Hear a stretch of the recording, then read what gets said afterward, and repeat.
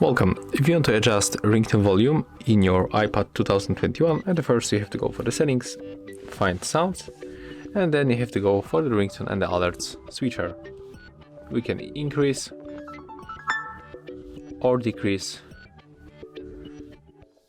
by simply moving this switcher to the right or the left, so we can decide.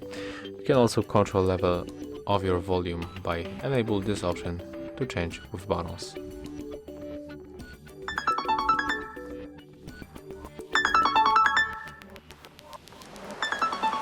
And that's all. If you find this video helpful, remember to leave a like, comment and subscribe.